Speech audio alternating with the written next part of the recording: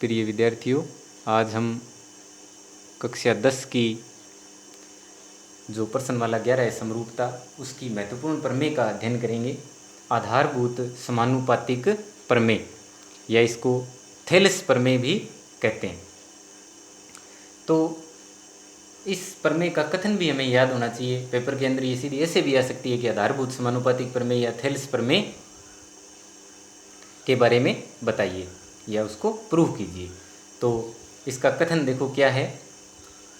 किसी त्रिभुज की एक भुजा के समांतर खींची गई रेखा त्रिभुज की शेष दो भुजाओं का प्रतिच्छेद करे तो यह दोनों भुजाओं को समान अनुपात में विभाजित करती है। ये इसका कथन है आधारभूत समानुपातिक प्रमेय का। तो इसको प्रूव करने के लिए देखो, सबसे पहले हमें देखना है भी हमें दिया हुआ क्या है। तो क्या दिया हुआ है, हमें एक त्रिभुज दिया हुआ है। किसी त्रिभुज की एक भुजा के समांतर खींची गई रेखा, यानी कि इसमें एक त्रिभुज दिया हुआ है। तो हम मान लेते हैं कि हमें त्रिभुज क्या दिया हुआ है, ए बी सी, और इसकी कोई एक भुजा, तो एक भुजा कौन सी होगी, ये बी सी ले ली हमने। इस एक भुजा के समांतर खींची गई रेखा, तो ये मान ली हमने डी ई, एक भुजा के समांतर बी सी के समांतर खींची गई रेखा डी ई। शेष दो भुजाओं को प्रतिच्छेद करे, तो ये एक डी पे प्रतिच्छेद कर रही है और एक ई पे, यानी इन दोनों भुजाओं को, एक भुजा को डी पे और एक भुजा को ई पर प्रतिच्छेद कर रही है।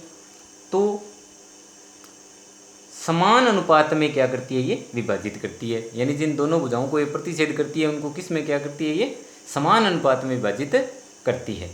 तो दिया हुआ लिख लिया हमने कि एक त्रिभुज ए बी सी जिसमें डी ई है वो समांतर किसके, बी सी के।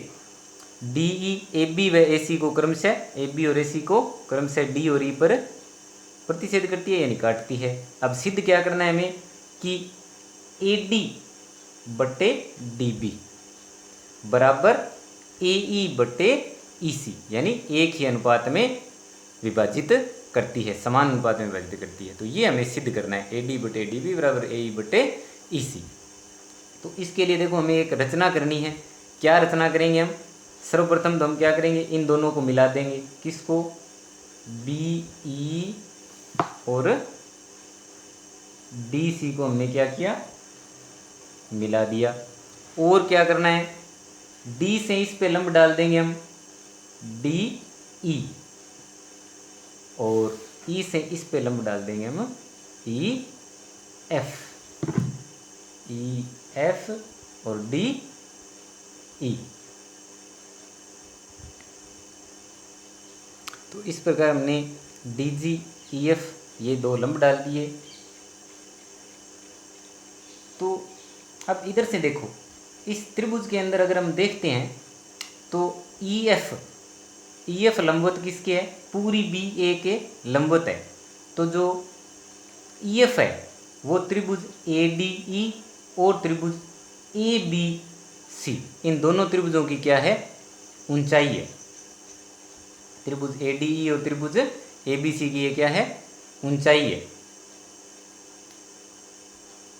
तो ए डी ई की ऊंचाई भी क्या है, इसमें इधर से देखें तो ई एफ, इधर से ये दूसरा त्रिभुज हम देखते हैं डी बी ई, इसकी ऊंचाई भी क्या है, ई एफ है।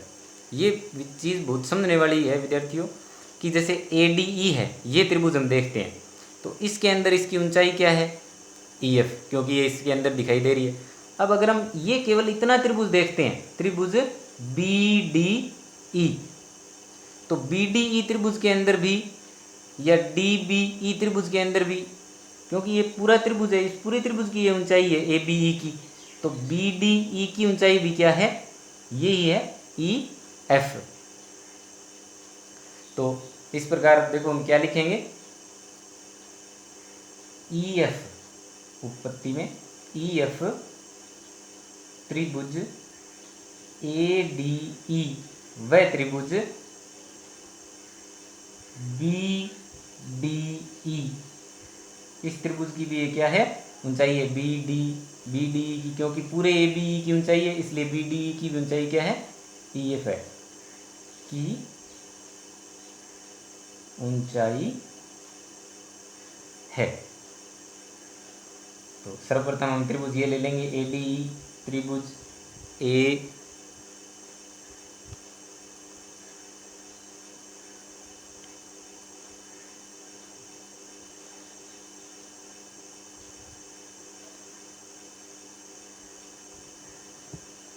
त्रिभुज ए डी ई का क्षेत्रफल बराबर 1/2 गुणा आधार गुणा ऊंचाई। कोई भी त्रिभुज जिसमें ऊंचाई पता हो, में क्षेत्रफल यही होता है 1/2 आधार गुणा ऊंचाई। तो ए डी ई का क्षेत्रफल हो जाएगा 1/2 गुणा 1/2 गुणा आधार। देखो ए डी का आधार क्या हो गया, ए डी, और गुणा ऊंचाई कितनी है, ई एफ। इसी प्रकार दूसरा त्रिभुज देखेंगे हम, त्रिभुज डी बी ई। त्रिभुज डी बी ई का क्षेत्रफल बराबर 1/2 गुणा आधार गुणा ऊंचाई। तो इसमें आधार कितना है, बी डी, और ऊंचाई कितनी है, ई एफ। तो क्या आ जाएगा, डी बी गुणा ई एफ।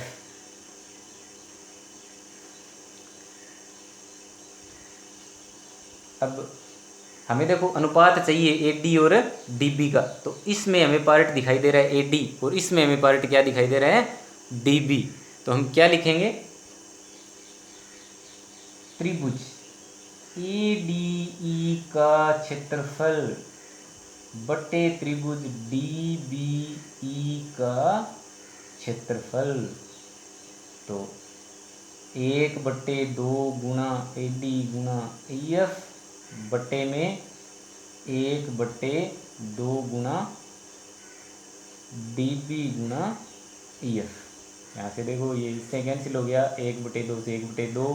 परिणाम तो हमारे पास क्या बचा बच्चों, ए डी बटे डी बी। इसको यहाँ लिख देंगे हम समीकरण 1।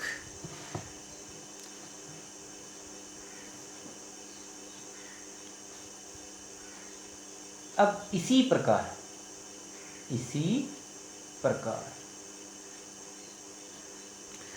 जिस प्रकार ए डी और डी बी का क्षेत्रफल हम निकाला है, उसी प्रकार अब पुनः देखेंगे हम इधर से इस चित्र को, ए डी ई, और दूसरा त्रिभुज इधर से देखेंगे हम डी ई सी। दूसरा ये देखेंगे हम,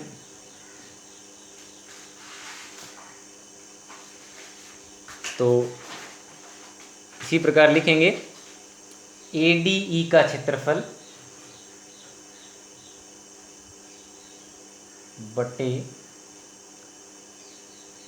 डी ई सी का क्षेत्रफल। त्रिभुज लिख देंगे, त्रिभुज डी ई सी का क्षेत्रफल। तो अब देखो ए डी के लिए आधार क्या हो गया, इसमें 1/2 गुणा आधार गुणा ऊंचाई। आधार क्या हो गया, ए, और गुणा ऊंचाई। अब ये देखो लंब इधर से ई एफ, ये इसका लंब हो गया। इसी प्रकार 1/2 गुणा आधार क्या हो गया इसका, डी सी का ई सी या सी ई, तो ई सी, और गुणा ऊंचाई क्या हो गई, ई एफ। ई एफ से ई एफ कैंसिल, 1/2 से 1/2। परिणाम तो हमारे पास बचा ए ई बटे ई सी। एक कंसेप्ट जो हमें पता है, इस चतुर्भुज के अंदर हम देखते हैं डी ई और बी सी दोनों की दोनों समांतर रेखाएं हैं। और ये जो दो त्रिभुज हमें दिखाई दे रहे हैं, डी ई सी और डी ई बी, ये दोनों त्रिभुज एक ही आधार और एक ही समांतर रेखा युग्म में बने हुए हैं। तो एक ही आधार और एक ही समांतर रेखा युग्म में बने हुए त्रिभुजों के क्षेत्रफल हमेशा क्या होते हैं, बराबर होते हैं। तो हम लिखेंगे, चूंकि त्रिभुज डी बी ई व त्रिभुज डी ई सी एक ही आधार व समांतर रेखा युग्म में बने हुए हैं, अतः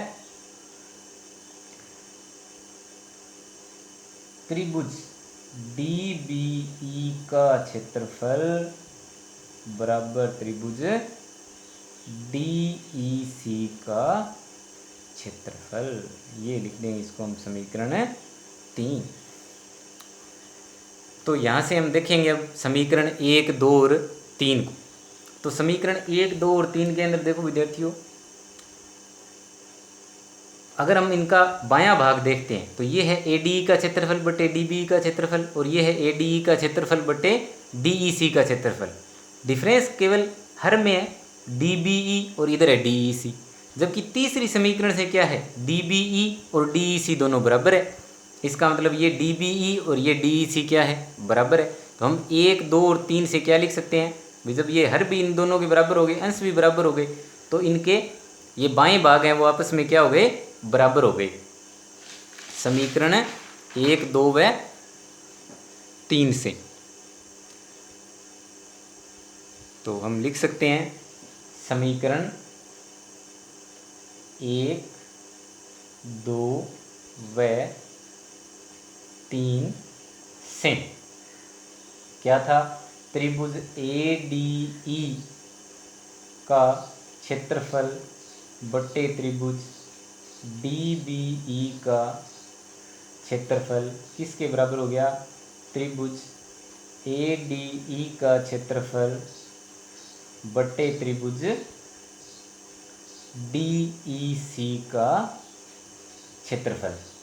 तो अब इनकी दायां भाग देखेंगे तो ADE बटे DBE किसके बराबर था, किसके बराबर था, AD बटे DB के, और बायां भाग किसके बराबर था, AE बटे EC के।